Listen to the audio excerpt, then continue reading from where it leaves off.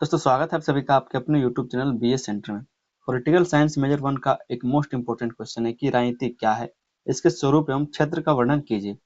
राजनीति क्या है इसके बारे में आपको बताना है, उसके स्वरूप और क्षेत्र के बारे में बताना है। ठीक है, आपका पॉलिटिकल साइंस मेजर 1 का क्वेश्चन है और ये क्वेश्चन फिक्स है कि आएगा। ठीक है, कि राजनीति क्या है, इसके स्वरूप, इसके क्षेत्र के बारे में पूछा जाता है। हम लोग समझते हैं कि राजनीति होता क्या है। जब भी हम लोग राजनीति सुनते हैं या फिर पढ़ते हैं या फिर कहीं भी सुन लेते हैं तो हमें लगता है कि जो चुनाव होता है, जो सरकार है, वही राजनीति है। लेकिन राजनीति सिर्फ वही नहीं है। राजनीति का मतलब हम लोग समझ सकते हैं कि राजनीति हमारे परिवार में भी होता है, हमारे समाज में होता है, पूरे देश में होता है, पूरे दुनिया में राजनीति होती है। राजनीति होता क्या है, राजनीति का मतलब हमने समझ लिया कि राजनीति होता क्या है। जैसे किसी भी परिवार में संतुलन बनाने के लिए, किसी भी समाज में उसको संतुलन बनाने के लिए, उसके विकास के लिए, ठीक है, या फिर देश में संतुलन बनाने के लिए, उसके विकास के लिए, सभी संसाधनों का सही से बंटवारा के लिए क्या है, तो कुछ नियम बनाए जाते हैं, कुछ कानून रहते हैं। तो उसको नियंत्रित करने का जो प्रक्रिया है वो राजनीतिक कहलाता है। ठीक है, उसके कारण क्या है, तो सब कुछ नियंत्रित हो पाता है। हम लोग यहाँ पर समझेंगे कि राजनीति क्या होता है, इसके क्या स्वरूप होते हैं, इसका क्या क्षेत्र होता है।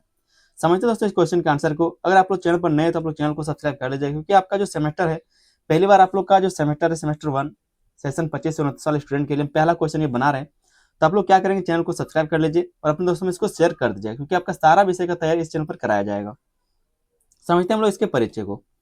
कहा जा रहा है कि मानव समाज में व्यवस्था बनाए रखने, नियम बनाने और लोगों के हितों के अनुसार निर्णय लेने की जो प्रक्रिया होती है उसे राजनीति कहा जाता है। समझ में आया। कहा जा रहा है कि मानव समाज में व्यवस्था बनाए रखने के लिए, नियम बनाने के लिए और लोगों के हितों के अनुसार निर्णय लेने के लिए किन लोगों को किस तरह का जरूरत है, उस हिसाब से निर्णय लेने की जो प्रक्रिया होती है उसी को राजनीति कहा जाता है। राजनीति केवल सरकार या चुनाव तक सीमित नहीं है, बल्कि यह समाज के हर उस कार्य से जुड़ी होती है जहाँ शक्ति, अधिकार और संसाधनों का वितरण होता है। क्या कहा जा रहा है कि जो राजनीति है वो केवल सरकार के चुनाव तक सीमित नहीं है, मतलब सिर्फ चुनाव हो या फिर जो सरकार है सिर्फ वहीं तक सीमित नहीं है, बल्कि यह समाज के उस कार्य से जुड़ा होता है जहां पर शक्ति हो, जहां पर अधिकार की बात हो, जहां पर संसाधनों का वितरण का बात होता है। इसलिए जो राजनीति वो हमारे दैनिक जीवन का एक महत्वपूर्ण हिस्सा है। और इस तरह से जो राजनीति है वो हमारे दैनिक जीवन का भी एक महत्वपूर्ण हिस्सा है, क्योंकि इंसान कहीं भी रहे, कैसा भी रहे, हमेशा वो क्या है, तो राजनीति से घिरा हुआ रहता है, राजनीति में हमेशा ही रहता ही है। आगे हम लोग समझते हैं कि राजनीति का परिभाषा क्या होता है। राजनीति की परिभाषा क्या होती है, तो कई सारे विद्वान हैं जिन्होंने राजनीति के बारे में अपने तरीके से इसको परिभाषित किया है। पहले जो विद्वान है वो है अरस्तु के अनुसार। ये अरस्तु क्या कहते हैं राजनीति के बारे में, उसको हम लोग थोड़ा सा समझते हैं।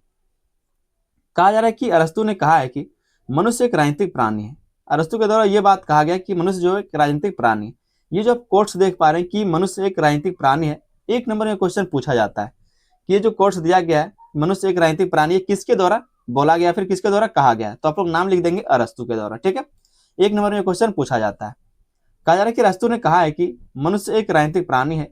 इसका सरल अर्थ यह है कि मनुष्य अकेले नहीं रह सकता, वह समाज में रहता है और समाज में रहते हुए नियम, कानून और शासन की आवश्यकता होती है। और जब आप समाज में रहते हैं, क्योंकि इंसान जो अकेले नहीं रह सकता, और जब वो समाज में रहेगा तो समाज में रहने के लिए क्या है, तो वहां पर नियम रहते हैं, उसको पालना पड़ेगा, कानून रहता है, उसको पालना पड़ेगा। ठीक है, और शासन की आवश्यकता वहां पर होती है, ताकि कोई किसी पे हावी ना हो, कोई किसी का शोषण ना कर सके। इसलिए हर व्यक्ति किसी ना किसी रूप से राजनीति से जुड़ा होता है, चाहे वह वोट देना हो, नियमों का पालन करना हो या फिर अपने अधिकारों की बात करना हो। तो किसी न किसी तरह से हर व्यक्ति क्या तो समाज का वो राजनीति से जुड़ा हुआ होता ही है। दूसरे जो विद्वान है वो है हैरोल्ड लॉस्की। हैरोल्ड लॉस्की ये क्या कहते हैं राजनीति के बारे में। इनके अनुसार कहा जा रहा है कि लॉस्की के अनुसार राजनीति का संबंध राज्य और उसका सरकार से होता है। जो लॉस्की है ये कहते हैं कि राजनीति का जो संबंध है वो राज्य और सरकार से होता है। अर्थात राजनीति हमें यह समझने में मदद करती है कि सरकार कैसे बनती है। जो राजनीति है वही हमें ये समझने में मदद करती है कि सरकार कैसे बनता है, ठीक है, कैसे काम करती है और वह जनता के जीवन को किस प्रकार प्रभावित करती है। ये सारे जो काम होता है, सब जो प्रक्रिया होता है वो क्या है, तो इसका राजनीति के साथ संबंध है, राज्य और सरकार से इसका संबंध होता है। उदाहरण के लिए सरकार जो भी कानून बनाती है या योजनाएं लागू करती है वह सब राजनीति का हिस्सा है। सरकार जनता के कल्याण के लिए, जनता के जीवन को बेहतर करने के लिए जो भी नियम बनाते हैं, जो भी कानून बनाता है या फिर जो भी योजनाएं लागू करती है वो क्या है, तो राजनीति का वो सब क्या है, तो सब हिस्सा है। ठीक है, ये कहते हैं हेरोल्ड लॉस्की। तीसरे जो यहाँ पर विद्वान है वो है डेविड ईस्टन। डेविड ईस्टन क्या कहते हैं राजनीति को, उसको थोड़ा सा समझते हैं। कहा जा रहा है कि डेविड ईस्टन ने राजनीति को समाज के मूल्यों पर आधिकारिक वितरण की प्रक्रिया कहा है। जो डेविड ईस्टन ये कहते हैं कि जो राजनीति है वो समाज के मूल्यों के आधिकारिक वितरण की प्रक्रिया, मतलब जो यहाँ पर समाज है वहां पर जितने भी संसाधन है उसका किस तरह से वितरण किया जाएगा, इसके बारे में ये मानते हैं। और यही जो प्रक्रिया उसको राजनीतिक कहा गया इनके बारे में, इनके अनुसार, ठीक है, डेविड ह्यूस्टन के अनुसार। इसका मतलब है कि समाज में जो भी चीजें महत्वपूर्ण है, जैसे कि धन हो गया, अवसर हो गए, शिक्षा हो गया, अधिकार हो गया, उन्हें किसे कितना और कैसे दिया जाए यह राजनीति तय करती है। ठीक है, जो भी संसाधन है समाज में उसका बंटवारा किस तरह से होगा, उसका वितरण कैसे होगा, वो कौन तय करता है, तो राजनीति तय करता है। इसी के बारे में डेविड ह्यूस्टन कह रहे हैं कि राजनीति को समाज में मूल्यों के आधिकारिक वितरण की प्रक्रिया कहा गया है। ठीक है दोस्तों, अगर अभी तक आपने नहीं समझ पाया तो एक उदाहरण से आप समझ सकते हैं इस चीज को, कि सरकार यह तय करती है कि किस क्षेत्र में स्कूल बनेगा, किसे नौकरी में आरक्षण मिलेगा, यह सब राजनीतिक के अंतर्गत आता है। मतलब जो भी काम होते हैं इस दुनिया में या फिर देश में, समाज में, वो कहीं ना कहीं राजनीति से जुड़ा हुआ होता है। चाहे वो सरकार के द्वारा किया जाए, चाहे वो सरपंच के द्वारा किया जाए, चाहे गांव के लोगों के द्वारा किया जाए। ठीक है, मतलब किसी न किसी तरह से वो राजनीति से जुड़ा हुआ होता ही है। आगे हम देखते हैं राजनीति के स्वरूप को, कि राजनीति का स्वरूप क्या क्या है। जो पहला स्वरूप है वो है शक्ति का स्वरूप। राजनीति का मतलब क्या है? राजनीति का मतलब है आप कानून बना सकते हैं, लेकिन लागू करने के लिए क्या है, तो आपके पास सत्ता होना चाहिए। तो राजनीति का जो पहला स्वरूप है वह शक्ति का स्वरूप। ठीक है, शक्ति का स्वरूप, जिसके पास शक्ति होगा वही तो नियम लागू कर पाएगा, वही तो कानून लागू कर पाएगा। तो पहला जिसका स्वरूप है वो है शक्ति का स्वरूप। कहा जा रहा है कि राजनीति का सबसे महत्वपूर्ण आधार शक्ति है। जिसके पास शक्ति है वही राजनीति को चला सकता है। समाज में यह हमेशा महत्वपूर्ण होता है कि किसके पास निर्णय लेने की शक्ति है और कौन शासन करेगा। क्या कहा जा रहा है कि समाज में यह हमेशा महत्वपूर्ण होता है कि किसके पास निर्णय लेने की शक्ति है और कौन शासन करेगा। उदाहरण के लिए चुनाव के माध्यम से जो पार्टी जीतती है वही सरकार बनाती है और वही देश के लिए नीतियां तय करती है। इसलिए राजनीति को शक्ति प्राप्त करने और उसका उपयोग करने की प्रक्रिया भी कहा जाता है। राजनीति क्या है, तो शक्ति प्राप्त करने का एक प्रक्रिया है, और उसका उपयोग करके जनता का भलाई करना क्या है, तो उसका एक प्रक्रिया है। तो शक्ति का स्वरूप इसमें इंपॉर्टेंट है। दूसरा जो यहाँ पर हम लोग स्वरूप देखेंगे राजनीति का, वो है संघर्ष और सहमति का स्वरूप। संघर्ष और सहमति का स्वरूप मतलब राजनीति में क्या होता है, कभी कभी संघर्ष देखने को मिलता है और उसी संघर्ष को बातचीत के माध्यम से हल किया जाता है, तो उसी को बोलते हैं संघर्ष और सहमति का स्वरूप। तो राजनीति क्या है, संघर्ष भी और सहमति भी है। राजनीति में अलग अलग लोगों और समूहों के विचार और हित अलग अलग होते हैं। राजनीति में क्या कहा जा रहा है कि अलग अलग लोगों का जो हित है, जो समूह है, उनका विचार हित सब क्या होता है, अलग अलग होता है। इसलिए उनके बीच टकराव मतलब संघर्ष होना स्वाभाविक है। जैसे कि मजदूर अधिक वेतन चाहते हैं और मालिक कम खर्च करना चाहता है, तो दोनों तरफ से अपना अपना फायदा देख रहा है। मजदूर चाहता है कि हम ज्यादा कमाएं और जो मालिक है वो चाहता है कि हम कम पैसा खर्च करें। लेकिन समाज को चलाने के लिए केवल संघर्ष ही नहीं बल्कि सहमति भी जरूरी होती है। लेकिन अगर सिर्फ लड़ाई झगड़ा होता रहेगा, संघर्ष होता रहेगा, तो समाज नहीं चल पाएगा। जिसके कारण क्या, तो यहाँ पर सहमति भी जरूरी होता है। इसलिए राजनीति में एक तरफ विरोध और आंदोलन होते हैं, तो दूसरी तरफ बातचीत और समझौते के माध्यम से समाधान भी निकाला जाता है। तो इसका एक स्वरूप है, राजनीति का एक स्वरूप क्या है, तो संघर्ष और सहमति का स्वरूप। मतलब जहां राजनीति के कारण आपको संघर्ष देखने को मिलता है, वहीं पर क्या है, तो राजनीति के कारण आपको मध्यस्थता देखने को मिलता है। बातचीत के माध्यम से क्या है, तो समझौता भी देखने को मिलता है, सहमति देखने को मिलता है। तीसरा जो इसका स्वरूप हम लोग देखेंगे वो है निर्णय लेने की प्रक्रिया का स्वरूप। निर्णय लेने की प्रक्रिया का स्वरूप, राजनीति का एक मुख्य कार्य समाज के लिए महत्वपूर्ण निर्णय लेना है। राजनीति का मुख्य काम क्या है, तो समाज के लिए महत्वपूर्ण निर्णय लेने का काम होता है, ताकि समाज का भलाई हो सके, समाज का विकास हो सके। ये निर्णय यह तय करते हैं कि समाज किस दिशा में आगे बढ़ेगा। और ये जो निर्णय लिया जाता है राजनीतिक लोगों के द्वारा या फिर राजनीति के द्वारा, वो ये तय करता है कि समाज किस दिशा में आगे बढ़ेगा। जैसे कि नई शिक्षा नीति बनाना, टैक्स की दर तय करना, विकास की योजनाएं शुरू करना आदि। ये सब क्या है, तो ये सब ये तय करता है कि समाज का जो दिशा है वो किस दिशा में आगे बढ़ेगा, समाज जो किस दिशा में आगे बढ़ेगा। इन निर्णयों का असर सीधे जनता के जीवन पर पड़ता है। इसलिए राजनीति को निर्णय लेने की प्रक्रिया भी कहा जाता है।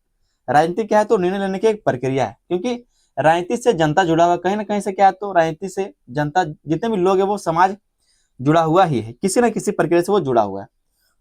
तो इसी के बारे में कहा जा रहा है कि इन निर्णयों का असर सीधे जनता के जीवन पर पड़ता है, इसलिए राजनीति को निर्णय लेने की प्रक्रिया भी कहा जाता है। चौथा जो इसका स्वरूप है वो है गतिशील स्वरूप। ठीक है, गतिशील या फिर परिवर्तनशील स्वरूप। मतलब पहले में क्या होता था, पहले एक राजा हुआ करते थे और बाकी सब उसका प्रजा होता था और वो अपने हिसाब से शासन चलाता था। लेकिन आज के जमाने में क्या है, तो ये बदल चुका है। आज लोकतंत्र देश हो गया, सब अधिकतर क्या है, तो सारा देश लोकतंत्र हो गया, लोकतांत्रिक हो गया। मतलब सरकार जनता के द्वारा चुन करके बनती है और वो शासन चलाती है जनता के लिए। तो गतिशील है ये। आज इसका जो कह सकते जो राजनीति वो बदल चुका है। राजनीति कभी स्थिर नहीं रहती, यह हमेशा बदलती रहती है। समय के अनुसार नए विचार, नई नीतियां और नई व्यवस्थाएं आती हैं। उदाहरण के लिए पहले कई देशों में राजतंत्र था, लेकिन आज अधिकांश देशों में लोकतंत्र है। इसी तरह समाज की जरूरतों के अनुसार कानून और नीतियां भी बदलती रहती है। इस तरह से क्या है, तो जो समाज है और जो जरूरत है उसके अनुसार जो कानून और नीतियां बनाई जाती है वो भी बदलते रहता है। तो जो इसका स्वरूप है राजनीति का वो गतिशील है, परिवर्तनशील है। पांचवा जिसका स्वरूप है वो है सार्वजनिक जीवन से जुड़ा स्वरूप। सार्वजनिक जीवन से जुड़ा स्वरूप है ये।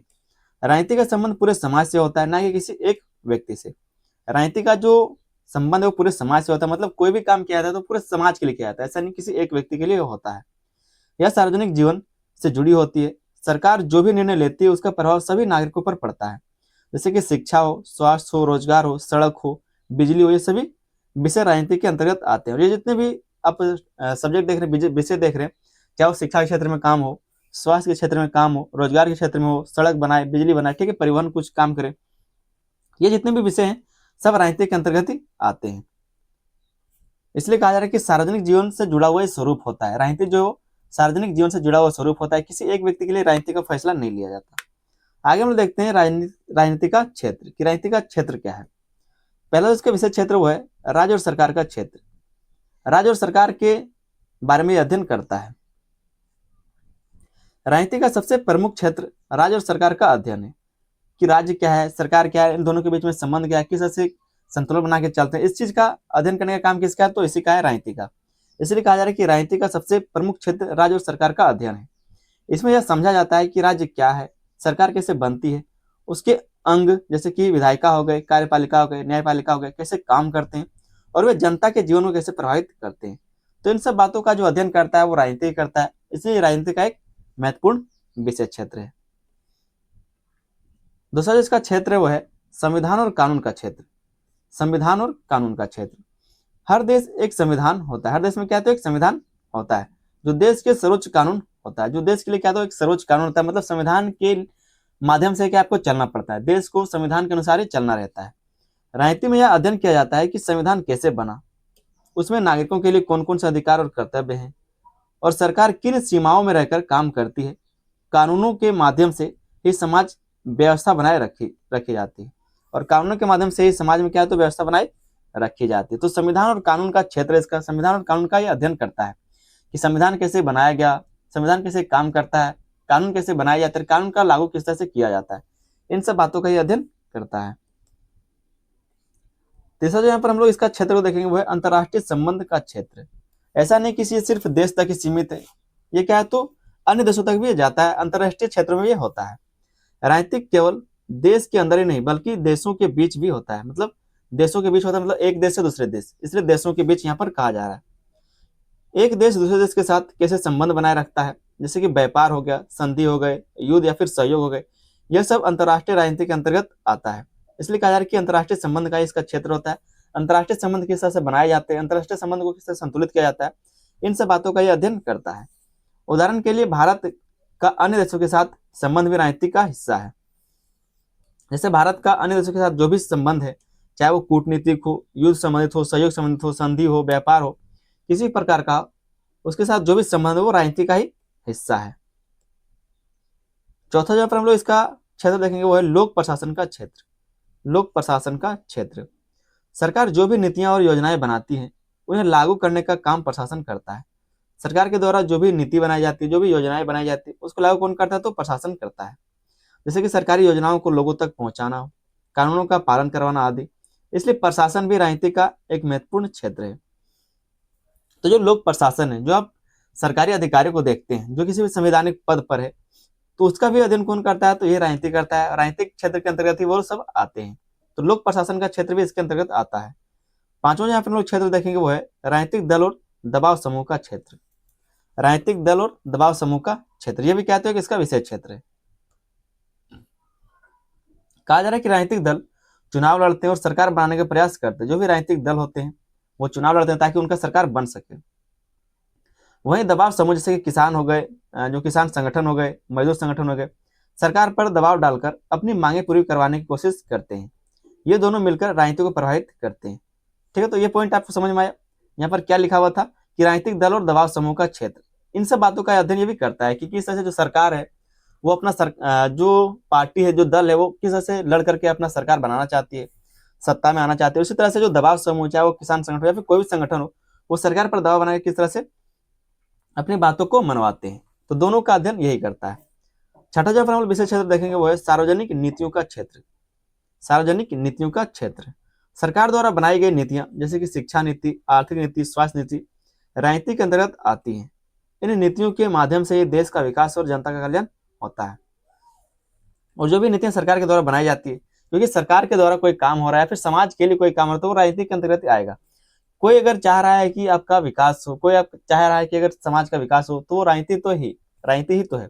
जैसे अगर आप अपने परिवार में रहते हैं, आप चाहते हैं कि हम पढ़े, किसी भी कोर्स में जाकर के पढ़े, लेकिन आपके घर परिवार का माहौल उस तरह से नहीं, फिर भी वो चाहते हैं कि हाँ पढ़ो, तो क्यों चाह रहा है? कुछ ना कुछ राजनीति है कि आगे चल कर आप कुछ अच्छा करेंगे तो परिवार का भला हो पाएगा। तो राजनीति आपको हर क्षेत्र में देखने को मिलता है। सार्वजनिक नीतियों का क्षेत्र सार्वजनिक चीजों का भी अध्ययन करता है। सातवां जो यहाँ पर हम लोग पॉइंट देखेंगे, जिसका क्षेत्र देखेंगे, वो है सामाजिक और आर्थिक जीवन पर प्रभाव। इसका सामाजिक और आर्थिक जीवन पर प्रभाव देखने को मिलता है। राजनीति का प्रभाव समाज के हर क्षेत्र पर पड़ता है। यह तय करती है कि शिक्षा कैसी होगी, रोजगार के अवसर कैसे मिलेंगे, आर्थिक विकास कैसे होगा। इसलिए राजनीति केवल शासन तक सीमित नहीं है, बल्कि यह पूरे समाज को प्रभावित करती है।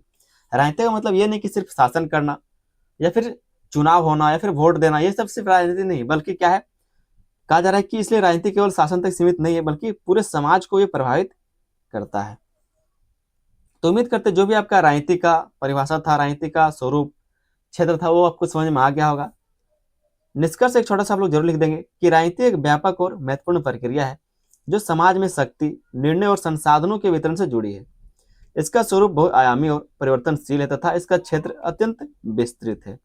राजनीति के माध्यम से समाज में व्यवस्था, न्याय और विकास संभव हो पाता है। जब राजनीति है तभी ये क्या कहा जा रहा है कि जो राजनीति है, इसी के माध्यम से समाज में व्यवस्था बनी रहती है, न्याय हो पाता है और विकास संभव हो पाता है। तो उम्मीद करते हैं दोस्तों क्वेश्चन का आपको समझ में आ गया होगा। चैनल पर नहीं तो आप लोग चैनल को सब्सक्राइब कर लीजिएगा। वीडियो पसंद है तो वीडियो पर लाइक कर दीजिए, अपने दोस्तों को शेयर कर देना है। मिलते हैं किसी अगले वीडियो में, तब तक के धन्यवाद। जय हिंद।